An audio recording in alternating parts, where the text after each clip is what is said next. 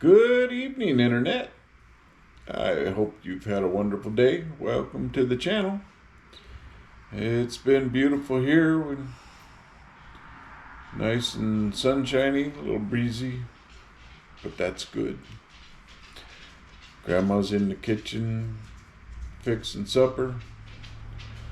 Dog is walking around the house, getting her exercise, doing her patrols. Just watching the critters outside, and squirrels are getting their drink from the bird bath before bedtime. The sun's fixing to go down too, so it's beautiful. Life is beautiful. So let's continue on. We got a story. We got a book to read. You notice how it's become different than the movie? They're already in Oz and the Emerald City, but no flying monkeys, not that much trouble so far. So I'm kind of intrigued to see how the original story comes around. All right, you ready? Let's do it. Clunk. My chair on the desk. Even with eyes protected by the green spectacles, Dorothy and her friends were at first dazzled by the brilliancy of the wonderful city.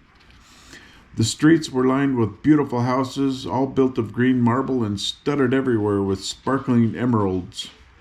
They walked over a pavement of the same green marble, and where the blocks were joined together were rows of emeralds set closely and glittering in the brightness of the sun. The window panes were of green glass. Even the sky above the city had a green tint, and the rays of the sun were green. Wow. There were many people, men, women, and children, walking about, and these were all dressed in green clothes and had greenish skins. They looked at Dorothy and her strangely assorted company with wondering eyes, and the children all ran away and hid behind their mothers when they saw the lion. But no one spoke to them. Many shops stood in the street, and Dorothy saw that everything in them was green. Green candy and green popcorn were offered for sale, as well as green shoes, green hats, and green clothes of all sorts. At one place, a man was selling green lemonade, and when the children bought it, Dorothy could see that they paid for it with green pennies. There seemed to be no horses nor animals of any kind. The men carried things around in little green carts, which they pushed before them. Everyone seemed happy and contented and prosperous. The guardian of the gates led them through the streets until they came to a big building exactly in the middle of the city, which was the Palace of Oz, the Great Wizard. There was a soldier before the door, dressed in a green uniform and wearing a long green beard. "Here are strangers," said the guardian of the gates to him, "and they demand to see the great Oz." Everything is green.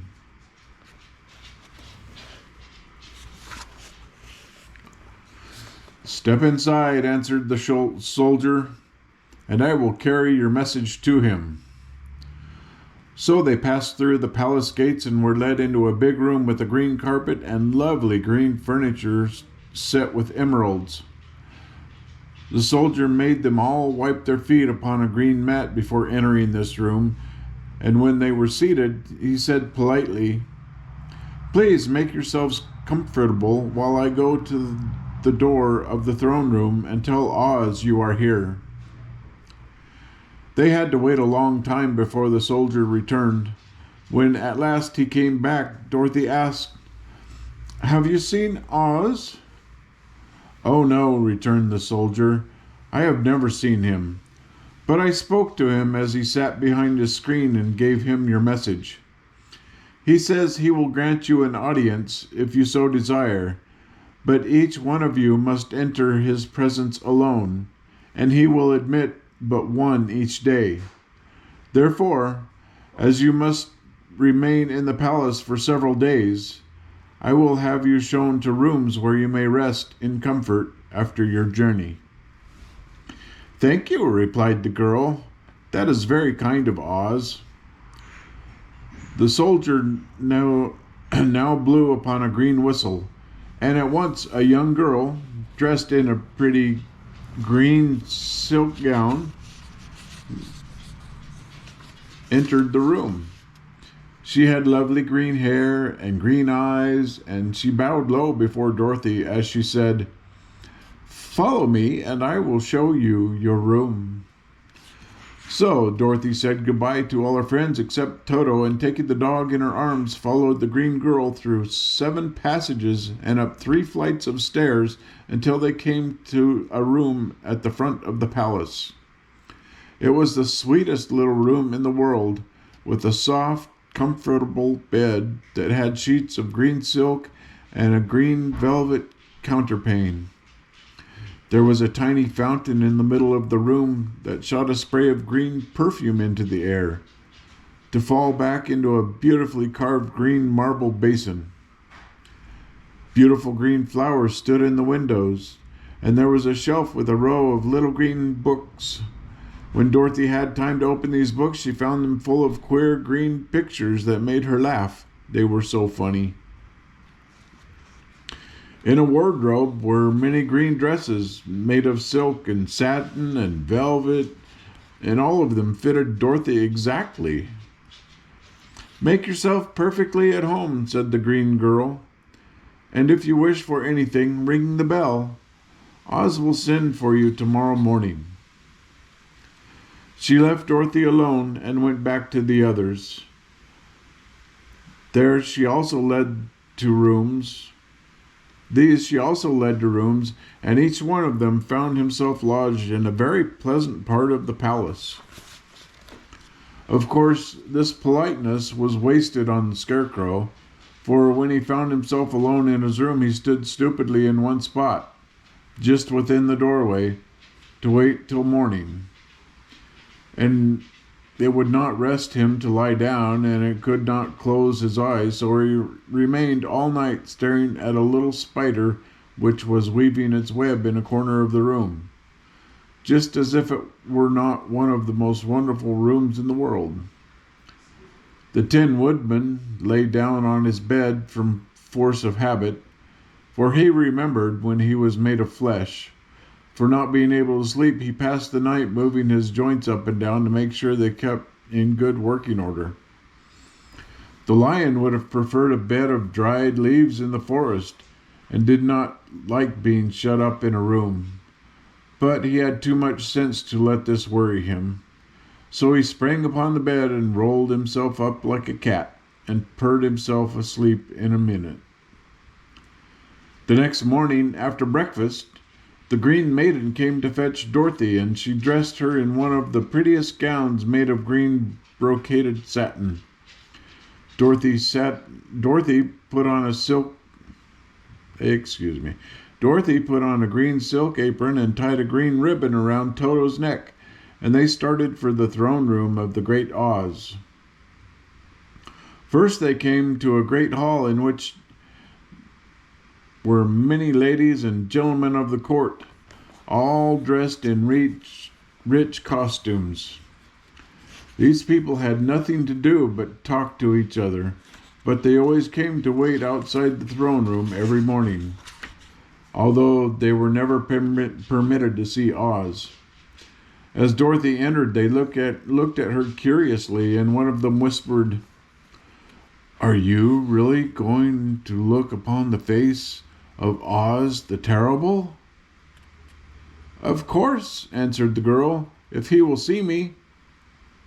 "Oh, he will see you," said the soldier who had taken her message to the wizard, "although he does not like to have people ask to see him." Indeed, at first he was angry, and said I should send you back where you came from. Then he asked me what you looked like, and when I mentioned your silver shoes, he was very much interested. At last I told him about the mark upon your forehead, and he decided he would admit you to his presence. Just then a bell rang, and the green girl said to Dorothy, "This is your signal. You must go into the throne room alone." She opened a little door, and Dorothy walked boldly through and found herself in a wonderful place. It was a big, round room with a high arched roof, and the walls and ceiling and floor were covered with large emeralds set closely together. In the center of the ceiling was a great light, as bright as the sun, which made the emeralds sparkle in a wonderful manner. But what interested Dorothy most was the big throne of green marble that stood in the middle of the room. It was shaped like a chair and sparkled with gems, as did everything else. In the center of the chair was an enormous head, without body to support it, or any arms or legs whatever. There was no hair upon the head, but it had eyes and a nose and a mouth, and was bigger than the head of the biggest giant. As Dorothy gazed upon this in wonder and fear, the eyes turned slowly and looked at her sharply and steadily. Then the mouth moved, and Dorothy heard a voice say, "I am Oz, the great and terrible. Who are you, and why do you seek me?" It was not such an awful voice as she had expected to come from the big head, so she took courage and answered, "I am Dorothy, the small and meek. I have come to you for help." The eyes looked at her thoughtfully for a minute. Then said the voice, "Where did you get those silver shoes?" "I got them from the Wicked Witch of the East, when my house fell on her and killed her," she replied, the big head floating. Little bitty Dorothy. "Where did you get the mark upon your forehead?" continued the voice. "That is where the good witch of the north kissed me when she bade me goodbye and sent me to you," said the girl. Again the eyes looked at her sharply, and they saw she was telling the truth. Then Oz asked, "What do you wish me to do?" "Send me back to Kansas, where my Aunt Em and Uncle Henry are," she answered earnestly. "I don't like your country, although it is so beautiful, and I am sure Aunt Em will be worried over my being away so long." The eyes winked 3 times, and then they turned up to the ceiling and down to the floor and rolled around so queerly that they seemed to see every part of the room. And at last they looked at Dorothy again. "Why should I do this for you?" asked Oz. "Because you are strong and I am weak. Because you are a great wizard and I am only a helpless little girl," she answered. "But you were strong enough to kill the Wicked Witch of the East," said Oz. "That just happened," returned Dorothy simply. "I could not help it." "Well," said the head, "I will give you my answer. You have no right to expect me to send you back to Kansas unless you do something for me in return. In this country, everyone must pay for everything he gets. If you wish me to use my magic power to send you home again, you must do something for me first. Help me, and I will help you." "What must I do?" asked the girl. "Kill the Wicked Witch of the West," answered Oz. "But I cannot!" exclaimed Dorothy, greatly surprised. You killed the Witch of the East, and you wear the silver shoes, which bear a powerful charm. There is now but one wicked witch left in all this land, and when you can tell me she is dead, I will send you back to Kansas, but not before." The little girl began to weep. She was so disappointed. The eyes winked again and looked at her anxiously, as if the great Oz felt that she could help him if she Great Oz felt that she could help him if she would. I never killed anything willingly, she sobbed. And even if I wanted to, how could I kill the wicked witch? If you, who are great and terrible, cannot kill her yourself, why do you expect me to do it? I do not know, said the head, but that is my answer. And until the wicked witch dies, you will not see your uncle and aunt again. Remember that the witch is wicked, tremendously wicked, and ought to be killed. Now go, and do not ask to see me again until you have done your task. Sorrowfully, blah. That's a tongue twister a little bit, huh? Sorrowfully, Dorothy left the throne room and went back where the lion and the scarecrow and the Tin Woodman were waiting to hear what Oz had said to her. There is no hope for me, she said sadly, for Oz will not send me home until I have killed the Wicked Witch of the West, and that I can never do. Her friends were sorry, but could do nothing to help her. So she went to her own room and lay down on the bed and cried herself to sleep. The next morning, the soldier with the green whiskers came to the scarecrow and said, "Come with me, for Oz has sent for you." So the scarecrow followed him and was admitted into the great throne room, where he saw, sitting in the emerald throne, a most lovely lady. She was dressed in green silk gauze and wore upon her flowing green locks a crown of jewels. Growing from her shoulders were wings, gorgeous in color and so light that they fluttered if the slightest breath of air reached them. When the scarecrow had bowed as prettily as his straw stuffing would let him before this beautiful creature, she looked upon him sweetly and said, "I am Oz, the great and terrible. Who are you, and why do you seek me?" Now, the scarecrow, who had expected to see the great head Dorothy had told him of, was much astonished, but he answered her bravely, "I am only a scarecrow stuffed with straw.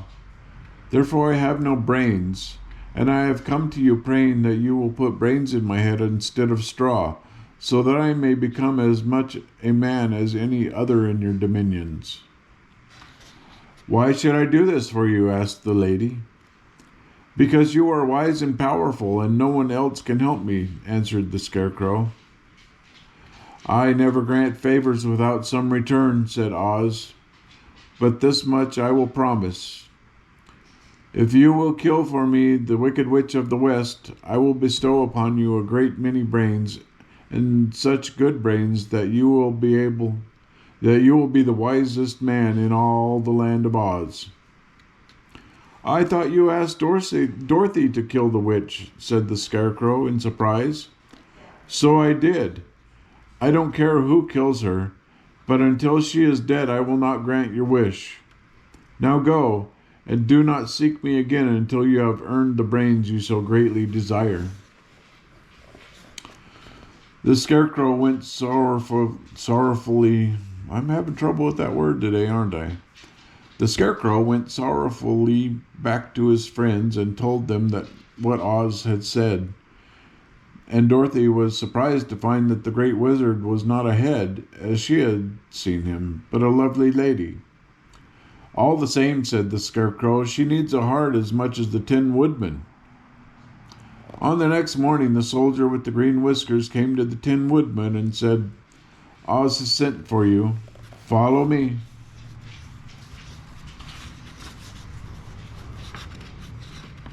The pictures, they're all confused. So the Tin Woodman followed him and came to the great throne room. He did not know whether he would find Oz a lovely lady or a head, but he hoped it would be a lovely lady, for he said to himself, If it is the head, I am sure I shall not be given a heart, since a head has no heart of its own and therefore cannot feel for me. But if it is the lovely lady, I shall beg hard for a heart, for all ladies are themselves said to be kindly hearted. But when the woodman entered the great throne room, he saw neither the head nor the lady, for Oz had taken the shape of a most terrible beast. It was nearly as big as an elephant, and the green throne seemed hardly strong enough to hold its weight. The beast had a head like that of a rhinoceros, only there were 5 eyes in its face. There were 5 long arms growing out of its body, and it also had 5 long, slim legs. Thick, woolly hair covered every part of it, and a more dreadful-looking monster could not be imagined. It was fortunate the Tin Woodman had no heart at that moment, for it would have beat loud and fast from terror. But being only 10, the Woodman was not at all afraid, although he was much disappointed. "I am Oz, the great and terrible," spake the beast, in a voice that was one great roar. "Who are you, and why do you seek me?" "I am a woodman, and made of tin. Therefore I have no heart, and cannot love. I pray you to give me a heart, that I may be as other men are." "Why should I do this?" demanded the beast. "Because I ask it, and you alone can grant my request," answered the woodman. Oz gave a low growl at this, but said gruffly, "If you indeed desire a heart, you must earn it." "How?" asked the woodman. "Help Dorothy to kill the Wicked Witch of the West," replied the beast. "When the witch is dead, come to me, and I will then give you the biggest and kindest and most loving heart in all the land of Oz." So the Tin Woodman was forced to return sorrowfully to his friends and tell them of the terrible beast he had seen. They all wondered greatly at the many forms the great wizard could take upon himself, and the lion said, "If he is a beast when I go to see him, I shall roar my loudest and so frighten him that he will grant all I ask. And if he is the lovely lady, I shall pretend to spring upon her and so compel her to do my bidding. And if he is the great head, he will be at my mercy, for I will roll his head all about the room until he promises to give us what we desire. So cheer up, my friends, for all will yet be well." The next morning, the soldier with the green whiskers led the lion to the great throne room and bade him enter the presence of Oz. The lion at once passed through the door and, glancing around, saw to his surprise that before the throne was a ball of fire, so fierce and glowing he could scarcely bear to gaze upon it. His first thought was that Oz had by accident caught on fire and was burning up, but when he tried to get nearer, the heat was so intense that it singed his whiskers, and he crept back trembling to a spot nearer the door. Then a low, quiet voice came from the ball of fire, and these were the words it spoke.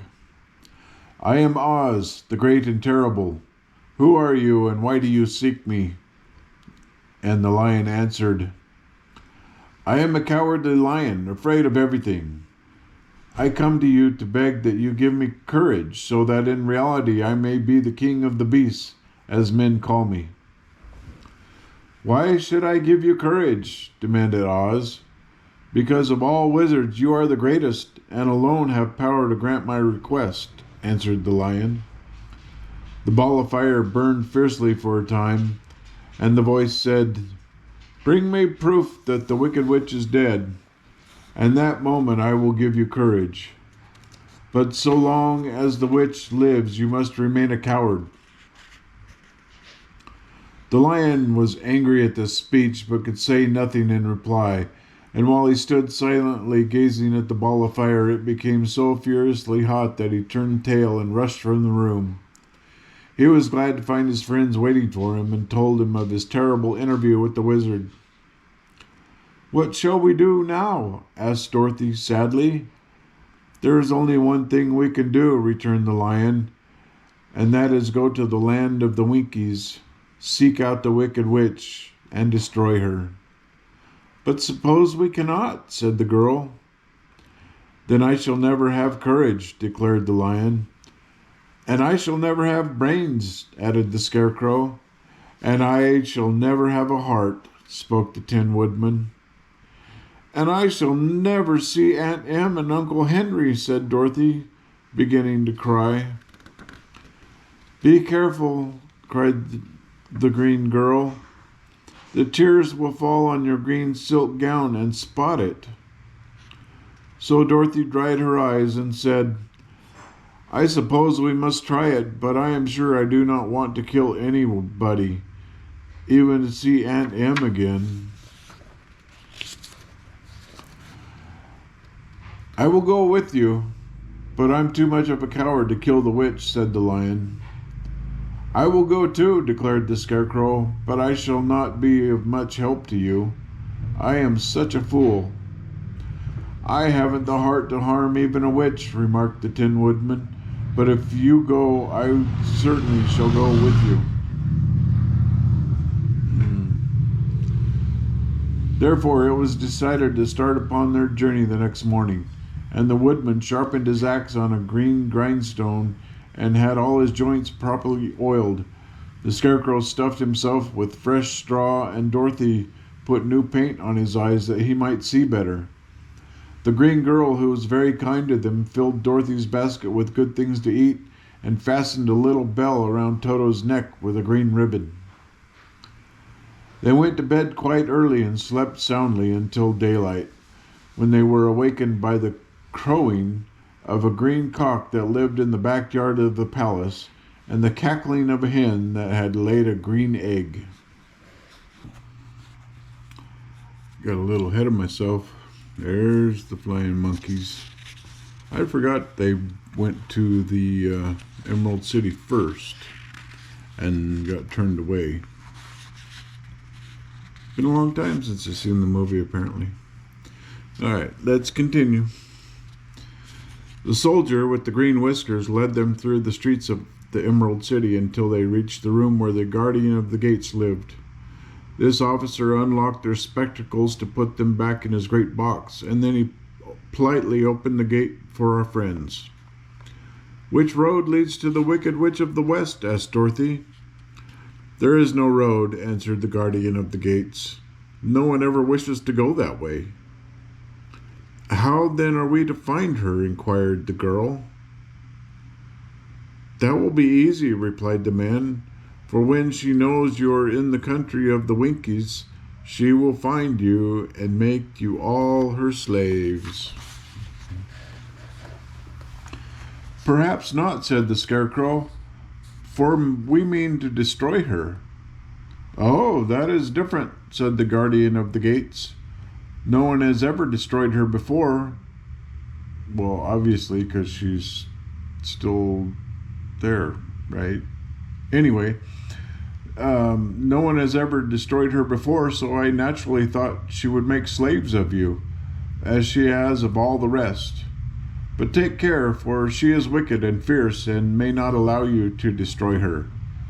Keep to the west, where the sun sets, and you cannot fail to find her.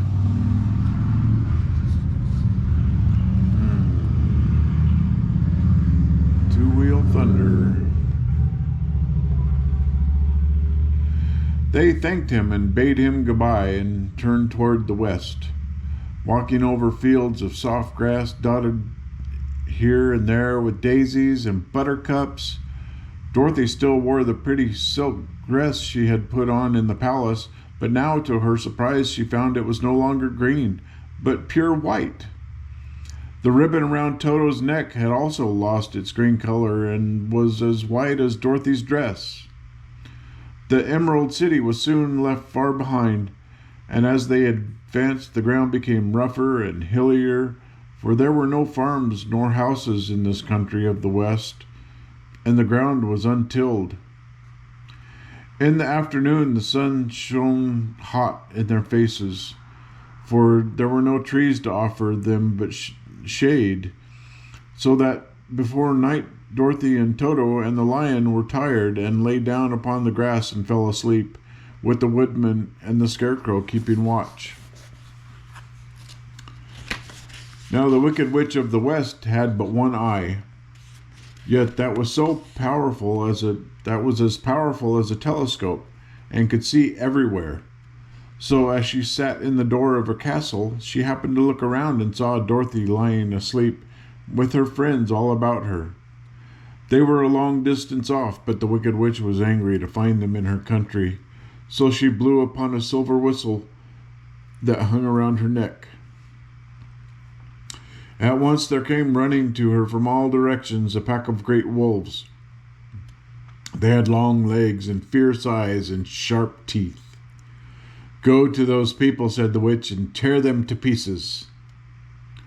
"Are you not going to make them your slaves?" asked the leader of the wolves. "No," she answered. "One is of tin and one of straw. One is a girl and another a lion. None of them is fit to work, so you may tear them into small pieces." "Very well," said the wolf, and he dashed away at full speed, followed by the others. It was lucky the scarecrow and the woodman were wide awake and heard the wolves coming. "This is my fight," said the woodman, "so get behind me and I will meet them as they come." He seized his axe, which he had made very sharp, and as the leader of the wolves came on the Tin Woodman, swung his arm and chopped the wolf's head from its body, so that it immediately died. As soon as he could raise his axe, another wolf came up, and he also fell under the sharp edge of the Tin Woodman's weapon. There were 40 wolves, and 40 times a wolf was killed, so that at last they all lay dead in a heap before the woodman. Then he put down his axe and sat behind the scarecrow, who said, "It was a good fight, friend." They waited until Dorothy awoke the next morning. The little girl was quite frightened when she saw the great pile of shaggy wolves, but the Tin Woodman told her all. She thanked him for saving them and sat down to breakfast, after which they started again upon their journey. Now this same morning the Wicked Witch came to the door of her castle and looked out with her one eye that could see afar off. She saw all the wolves were lying dead and the strangers still traveling through her country. This made her angrier than before, and she blew her silver whistle twice. Straightway a great flock of wild crows came flying toward her, even to darken the sky. And the Wicked Witch said to the King Crow, "Fly at once to the strangers, peck out their eyes, and tear them to pieces." The wild crows flew in one great flock toward Dorothy and her companions. When the little girl saw them coming, she was afraid. But the scarecrow said, "This is my battle, so lie down beside me and you will not be harmed." So they all lay upon the ground. So they all lay upon the ground except the scarecrow. And he stood up and stretched out his arms. And when the crows saw him, they were frightened, as these birds always are by scarecrows, and did not dare to come any nearer. But the King Crow said, "It is only a stuffed man. I will peck his eyes out." The King Crow flew to the scarecrow, who caught it by the head and twisted its neck until it died. And then another crow flew at him, and the scarecrow twisted its neck also. There were 40 crows, and 40 times the scarecrow twisted her neck until at last all were lying dead beside him. Then he called to his companions to rise, and again they went upon their journey. When the Wicked Witch looked out again and saw all her crows lying in a heap, she got into a terrible rage and blew 3 times upon her silver whistle. Forthwith there was heard a great buzzing in the air, and a swarm of black bees came flying towards her. "Go to the strangers and sting them to death," commanded the witch, and the bees turned and flew rapidly until they came to where Dorothy and her friends were walking. But the woodman had seen them coming, and the scarecrow had decided what to do. "Take out my straw and scatter it over the little girl and the dog and the lion," said to the woodman, "and the bees cannot sting them." This the woodman did, and as Dorothy lay close beside the lion and held Toto in her arms, the straw covered them entirely.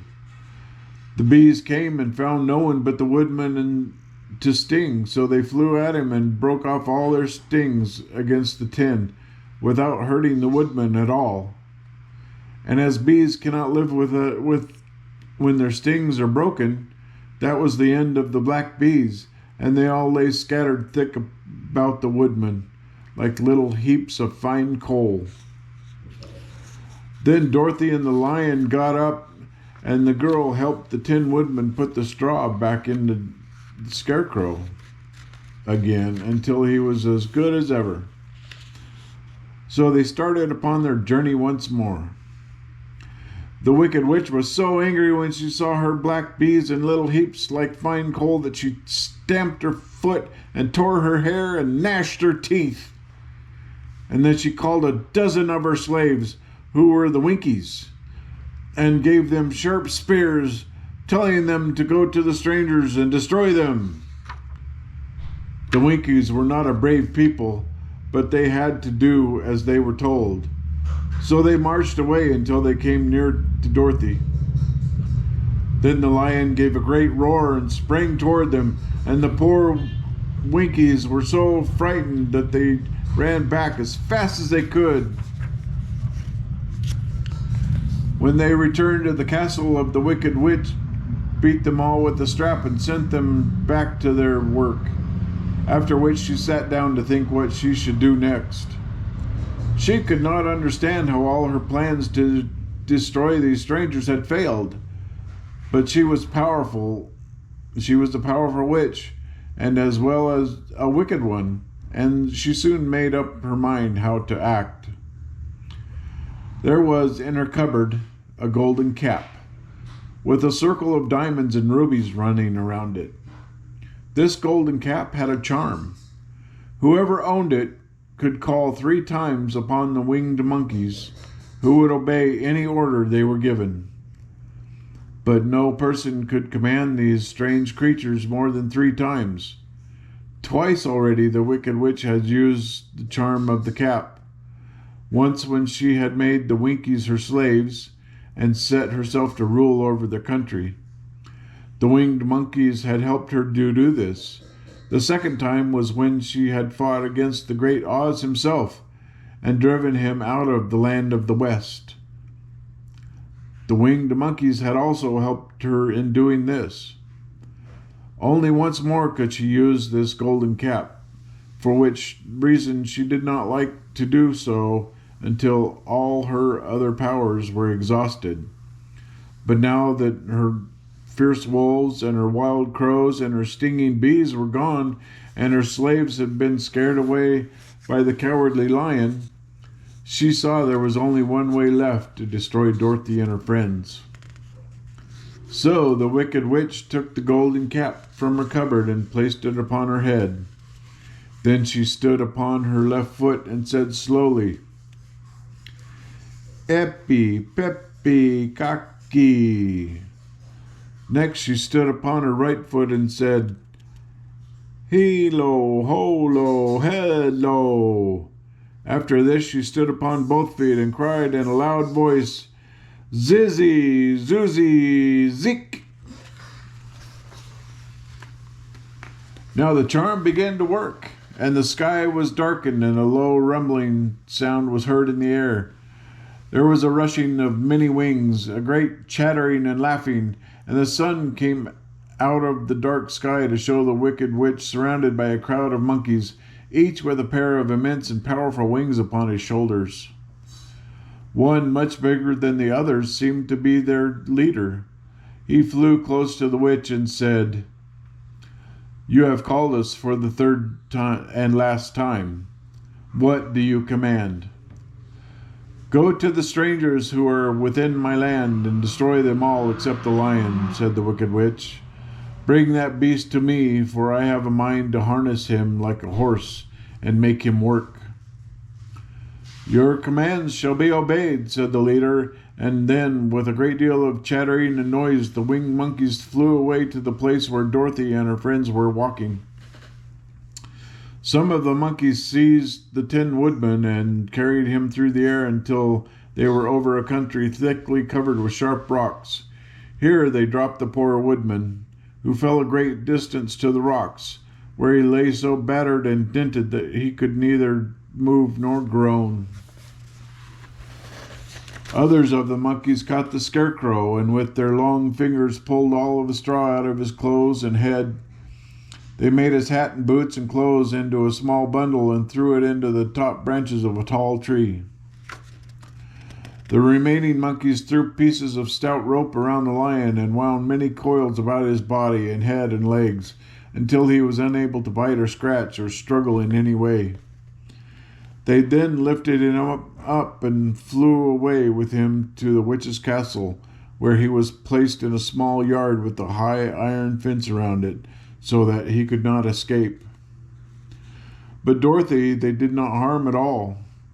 She stood, with Toto in her arms, watching the sad fate of her comrades and thinking it would soon be her turn.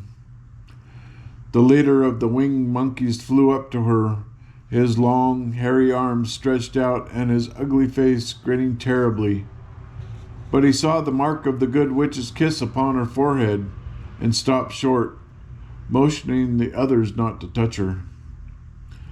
"We dare not harm this little girl," he said to them, "for she is protected by the power of good, and that is greater than the power of evil. All we can do is to carry her to the castle of the wicked witch and leave her there." So, carefully and gently, they lifted Dorothy in their arms and carried her swiftly through the air until they came to the castle, where they set her down upon the front doorstep. Then the leader said to the witch, "Oh, there they've got the lion all tied up."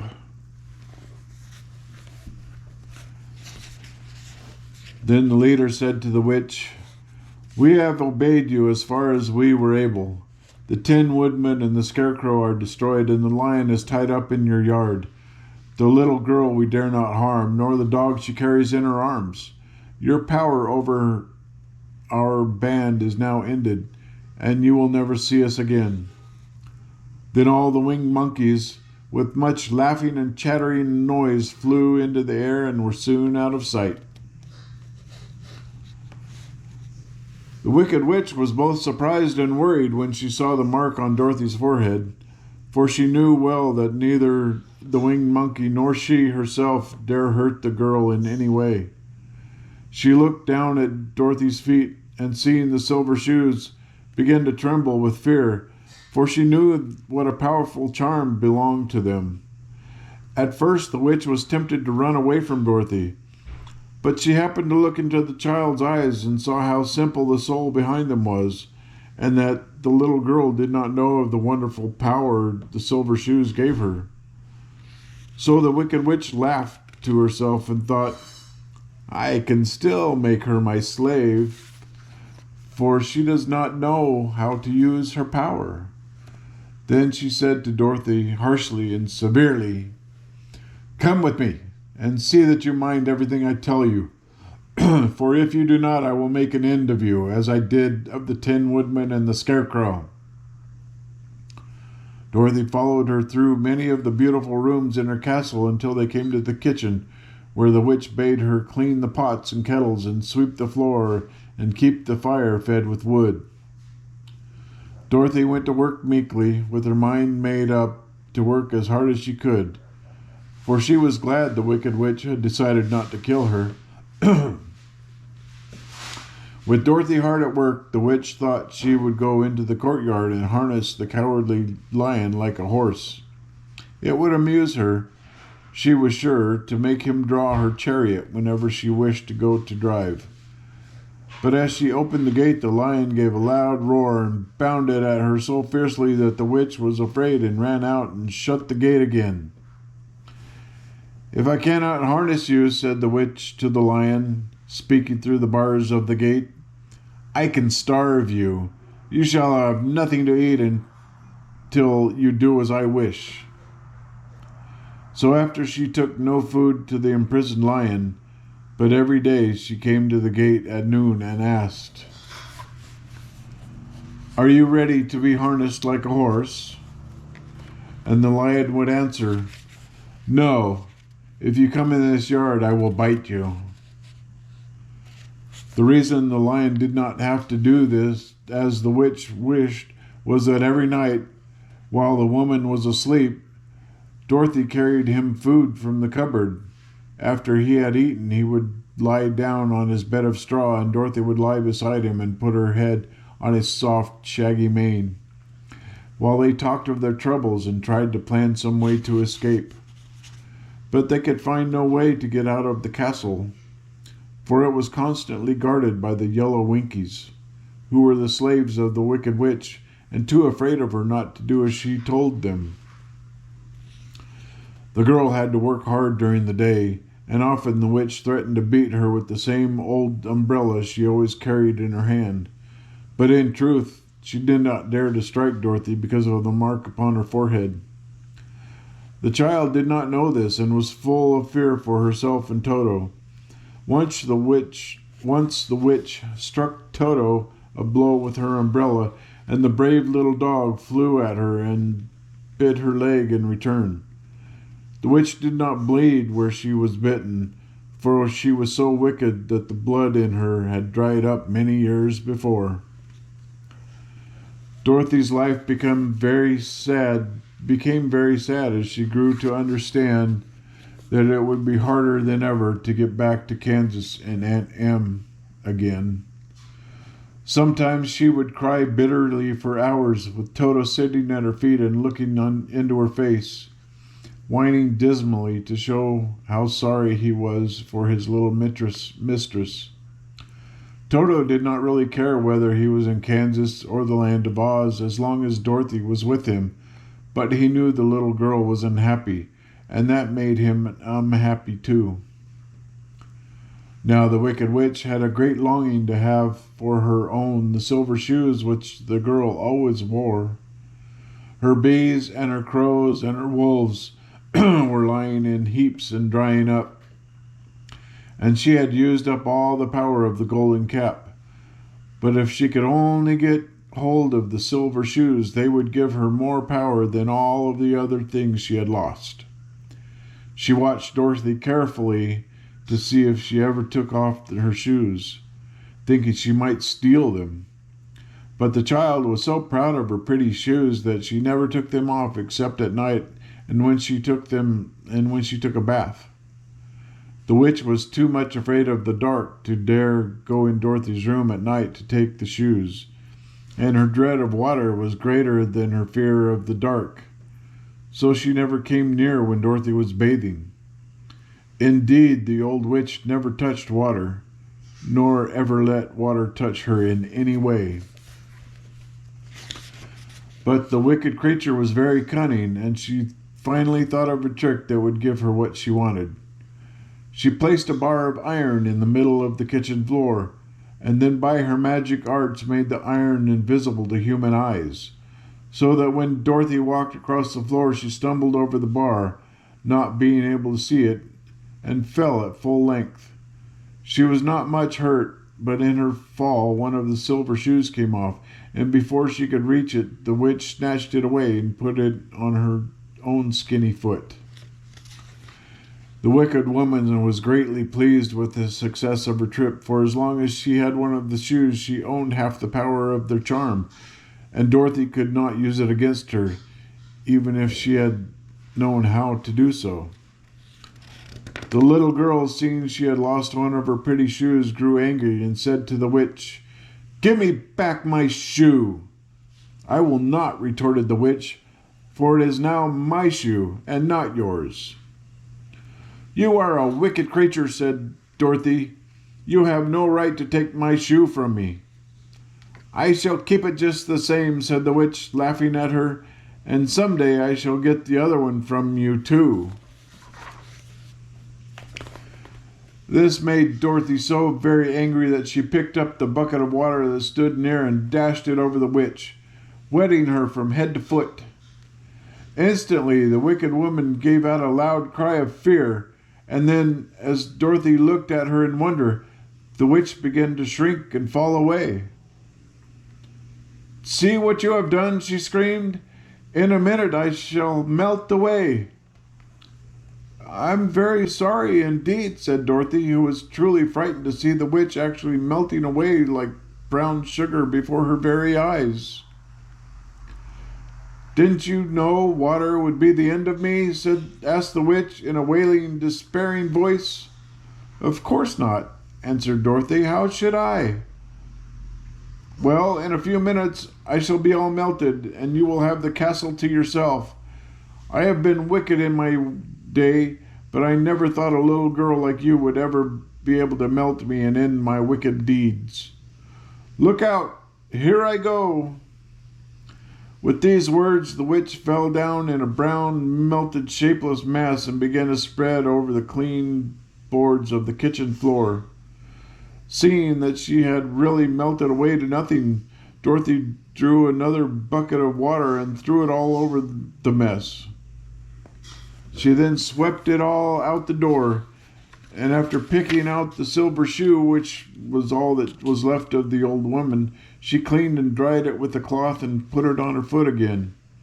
Then, being at last free to do as she chose, she ran out to the courtyard to tell the lion that the Wicked Witch of the West had come to an end, and that they were no longer prisoners in a strange land. The water. No, I'm melting, I'm melting. Oh, well, it looks like she found some people to help put the others back together. But we won't know that until the next chapter. All right. There you go. We got another chapter done. So have a great night and sweet dreams.